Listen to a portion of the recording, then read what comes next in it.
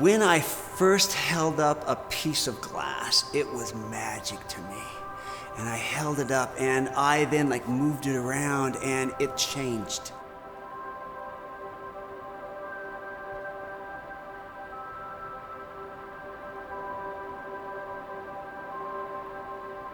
And it ignited in me that I could make not just one piece of art, but hundreds of pieces of art as the light would alter and change, the art piece would too. And I became alive with the great medium of glass.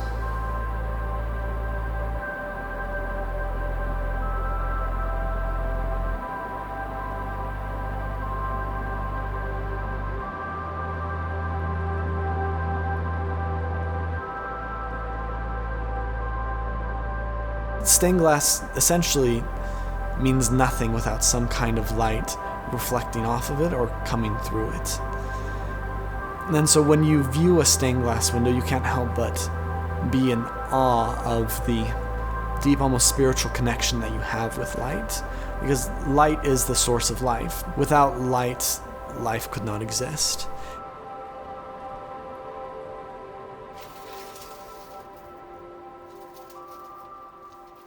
Tom he's definitely visionary.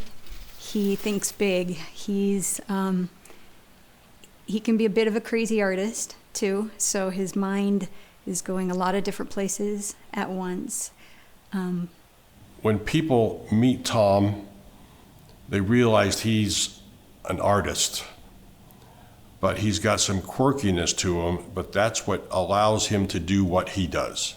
I've always called him like a little kid in a big boy body.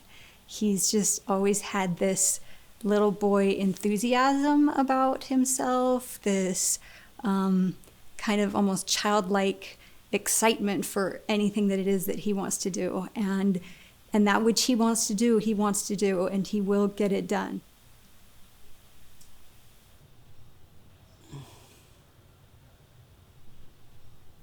I feel like there's a lot that goes on in his head. Creative individuals usually have a lot going on, and sometimes they say it through speech, but since my dad can't, he usually puts all of that into his art. And so you'll see that in the colors, in the facial expressions, and the patterns that he chooses. It all has a place in his head, and because he can't get words out, he puts that through his art. Smiley Tommy. Well, Tommy, what do you have to say for posterity? Nothing. Tommy? Nothing. From what I am aware of, he started stuttering around the age of maybe 6, 5 to 7, somewhere around there is kind of when he remembers really struggling to speak more than he ever had before. There's a little school game called Red Rover, and so the whole team says Red Rover, send, and Tommy couldn't get the word out, and he struggled, and the kids started to laugh, and it was horribly painful for him, and he ran away from the game and went into the school and cried when his 2nd grade teacher came in to talk to him, and she said, there are other ways for people to be able to express themselves, so why don't you draw me a picture of what you really want to say? Ever since I was small, I have had a hard time speaking. I have been slow of speech, and that has pushed me for other ways that I can speak to people. There were other ways to express himself, and he started clinging to art that way and has never let it go. It took him through the difficulties and challenges of junior high in particular, right? And then in high school, he kept doing it, and he was ultimately the Art Sterling Scholar at Orem High School. He has gotten to a point where he can verbally say more than he did in the past, but he'll always use art, I think, as his first way to express himself. So there's never been a part of my life that has been separated from the studio. I remember as a child being stuck here, and we would call it studio time. We would say we're just going to spend 5 minutes at the studio, but it was never 5 minutes. It was always longer because there were so many things to be done. So Tom and I are both very creative. I think we often approach our creativity differently. I'm a little bit more serious than Tom. We can often butt heads, and I'm one of the few people at the studio who can really just speak my mind, since I do have the privilege of being Tom's son. I can say exactly what it is that I'm thinking and feeling, and often he comes to us with a spark, and it's kind of our job to fan the flame and create something that we can all, a fire that's bigger than any one individual. If a person looks at my art and says, that's the best stained glass window I have ever seen, and then they just, walk away and not internalize it in, their heart, then I have not done my job right. So I remember one day, it had been a long day with the kids, and I had our youngest, who was 2, on my hip, and Tom came home from the studio and he said, I got this idea today. And he gets so excited, and I said, okay, well, what was that? And he said, I want to do the history of the world in stained glass. And I remember the first thing out of my mouth was, well, that's a big idea. And so he said, well, maybe not the history of everything, just the history of knowledge. So the Roots of Knowledge has definitely been a showpiece for us, something that has really displayed our skill. It's definitely also served as a source of stress, especially during its creation. Because as you can imagine, on a project so large, being 200 feet long, 10 feet tall, an attempt to depict the history of knowledge in stained glass, there is lots and lots that is involved with it. On our side, besides just creating it, we'd have to figure out, well, how is that going to happen? How's that going to happen resource-wise? Where's the money going to come from? Where's it actually going to go? Who's going to want to have this, and all of those things. And then we had to be creative in the ways that we depicted certain things so we could fit it all in there. So we couldn't just have a bunch of faces of famous people from history. So by far, the longest part of the process is the concept and design. It's a several years long design process that it goes through different iterations, it goes through different conversations, it goes through different artists' hands, Once the window is all designed, then you basically trace all the main shapes so that you can cut those shapes out of glass. There's a lot of thinking that goes into creating those lead lines and making sure that the structure is sound. You print that out so you know what the window is going to look like. You know what all the shapes are going to look like, so you can cut the pieces out. The painting is actually, it's like a glass silica dust with pigment, and so that dust we mix with oil or water to apply it to the glass with, a brush. And so that piece of glass with the paint on it is then fired in a kiln, much like ceramic firing. So the paint that you paint on changes significantly after it's fired. From that point, you have people that cut out glass. We have people that put it together, and that involves lead cane, which is just it's like an I-beam. It's like every little piece of glass in this puzzle has its own picture frame made of lead. And then you solder all the joints. And then it's sort of insulated with, tempered glass on both sides to help with structure and protection, and then that's kind of, where it finishes up.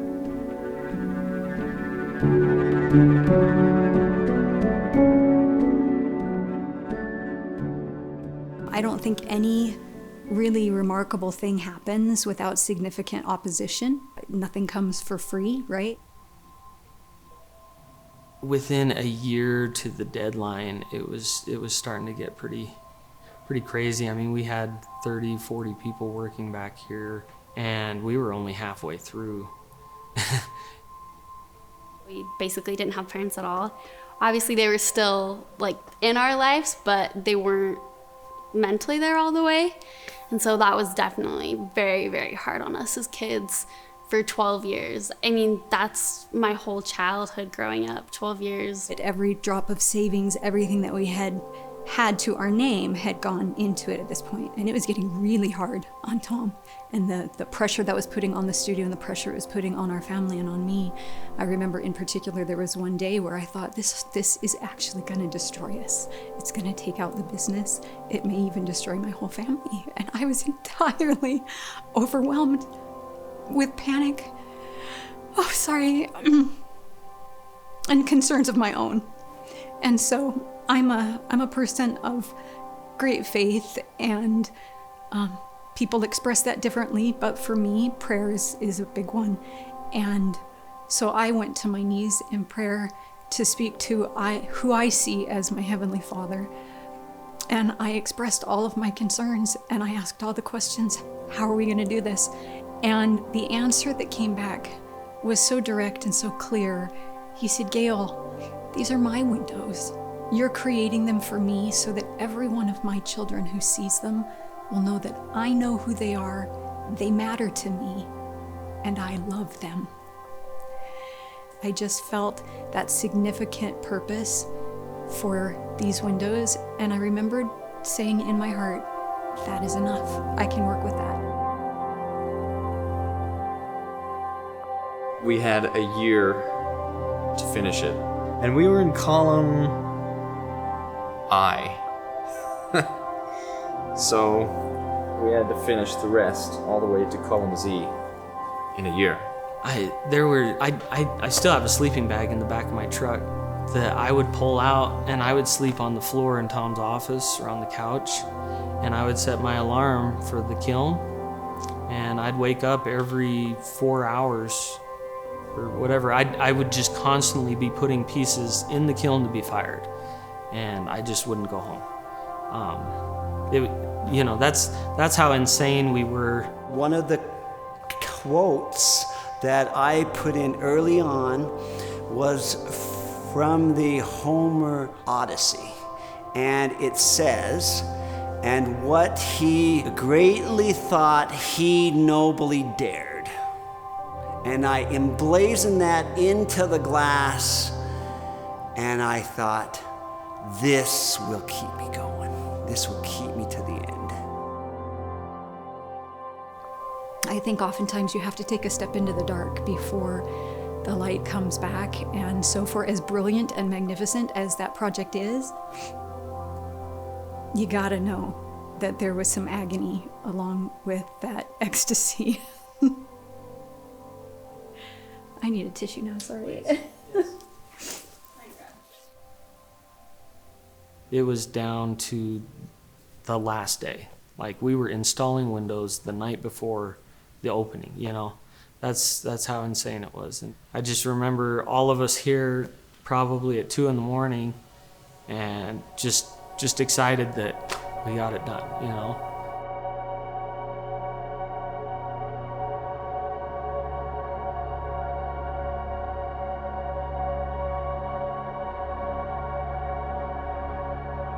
So what an incredible opportunity it was to be able to take 6 of these 80 panels of Roots of Knowledge over to New York to show them and display them, and then take a different 6 over to Oxford and London.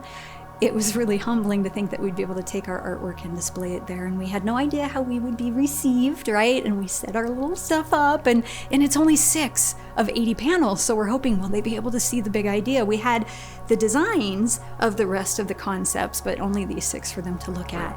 They all ended with the same energy, and that was an energy of connection and an energy of excitement and enthusiasm, because they caught the vision of what we were trying to do and they were touched. So you can imagine, you know, at first when Tom said, I got to go out on a walk, and it's like 2 o'clock in the morning.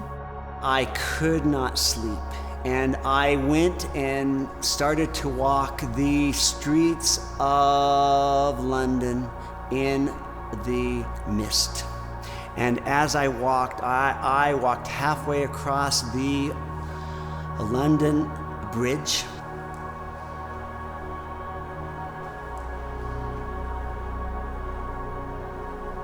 And I stopped, and I leaned over and looked over at the Thames, the river, and it was all sparkling, and it was all of the lights up above. And I looked from there and up, and I thought, all of those like people in all those places have their own experience, their own lives. I thought to myself, this is too big of an idea. This is way big. And I was exhausted from 12 years of this masterpiece. But then that idea went from here, and it came down and came down and planted into my heart and soul. And I realized, if I don't do it, and if my team and the world doesn't do it, who will? The first thought that came into my mind was, oh. And I didn't know if that was a good oh or a bad oh, because I knew what Roots of Knowledge had taken. I knew what it felt like to hear that idea, to wonder if it would ever come to fruition, to wonder if it was going to destroy us, to see it be magnificent and touch so many lives. And I thought, this other idea? It's ginormous, it's huge, it's Herculean. I shook my head a bit at that, and I just said, that's just too much for us to even think about right now. It's unlike anything like I've seen before, and so as an artist and a creative person, it's like, oh yeah, I want to be a part of that project. So it's an immediate excitement pull to it. He had just finished the Roots of Knowledge windows, which gave him all the credibility in the world to move on to this next project, even though it's 5.5 times the size. The building is stained glass, made of stained glass. It's from what I can tell, the single largest art exhibit in the world, because the building is the art exhibit. That experiential kind of form of artwork that takes Roots of Knowledge, to the next level, where Roots of Knowledge was very intellectual, and to be able to kind of make more of a cathedral-like experience with artwork is something that I'm very, excited about. We started putting together kind of this thesis, basically, is what the 7 pillars of humanity is. So each one of these 7 pillars is just a small summary, a thesis, like I said. And that's what we've been using as a promotional art piece to show people, hey, this is basically what we want to do, but a way bigger version. It is at times to be hard inside of my mind, I admit that. And when these ideas are extremely large, I don't do small things. I don't know if you've noticed. And people tell us we're crazy, or that can't be done, or you should really scale that back. We're like, I don't know, we might make it bigger. Right? That kind of happened with Roots of Humanity. Is we're like, okay, we can't go like bigger than this, and I think right now it's like twice that size conceptually. So he doesn't let outside voices affect him as a person and affect his dreams, and I think that's huge because it's kind of made him who he is. I mean, if he let his failures and other people tell him what to do, then he wouldn't be the man he is today.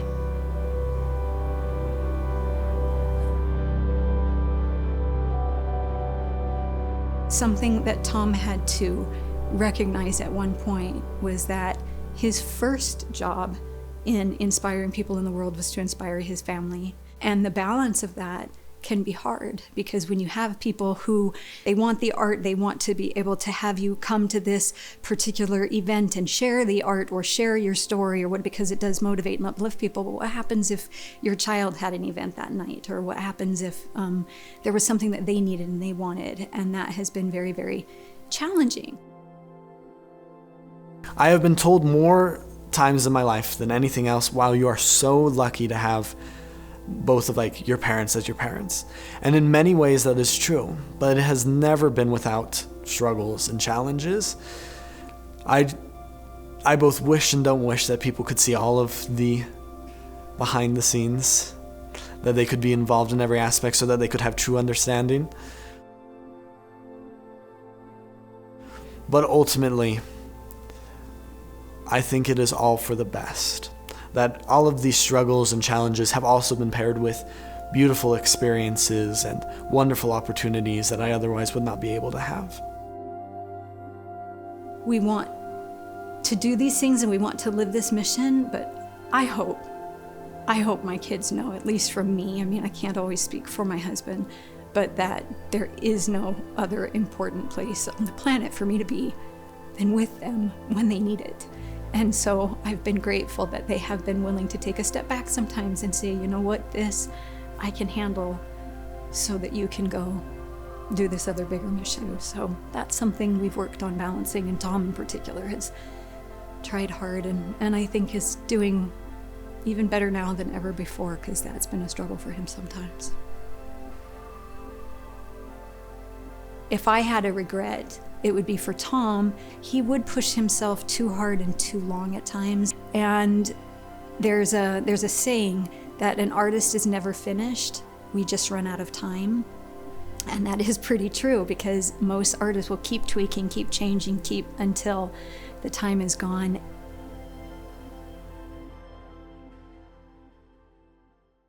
I've always been a little bit more realistic than Tom, which I think has also been a source of conflict, because he's always wanted me to be a bit more of a dreamer. And I do dream, but I always want to dream dreams that can come true. And I always work to make sure that they can come true. If you really look at a stained glass window, you're going to realize it's made up of all of these different little pieces of glass. Every single one of them is unique in its shape and its color and where it is found within the design.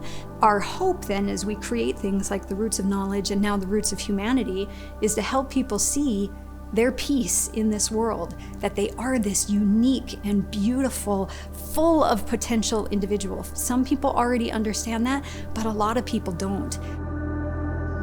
Some of us, are dark, and we kind of offset those really bright pieces and balance each other and work together.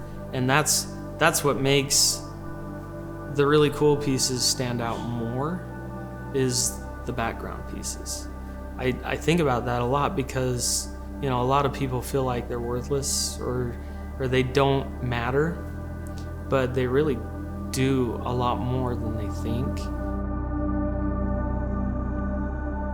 I know where a lot of it is, and I've gone through it so many times, and there's some pieces of glass we've had for like decades, and they've just never been used because we haven't had the right project for it. And it's always fun when I pull out a piece of glass and I'm like, guess what? It's your day, It's like, you're perfect. You're perfect for this project. Something that I think is special about our art, and that's special about most art, is that it's not just created to be beautiful. Beauty holds value, but there is something more impactful about art that holds a message and that inspires people to be their best selves. And that's the focus of the Pillars, Windows, and the Roots of Humanity structure, is to inspire people to not just treat others better, but to be their best selves. Every person has a story. We just don't know what that story is. But the legacy of humanity is written in art.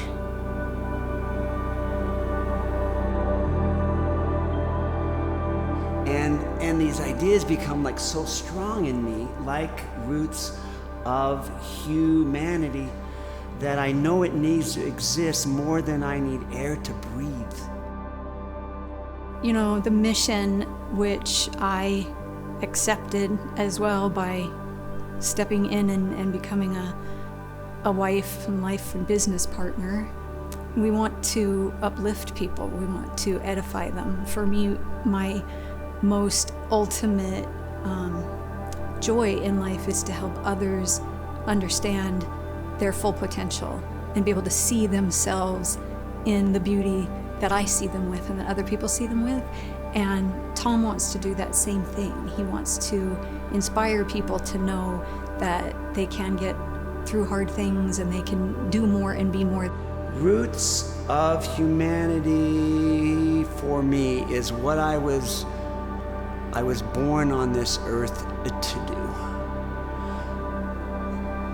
Not just for the sake of the art or the imagery or how beautiful it is, because it will be magnificent.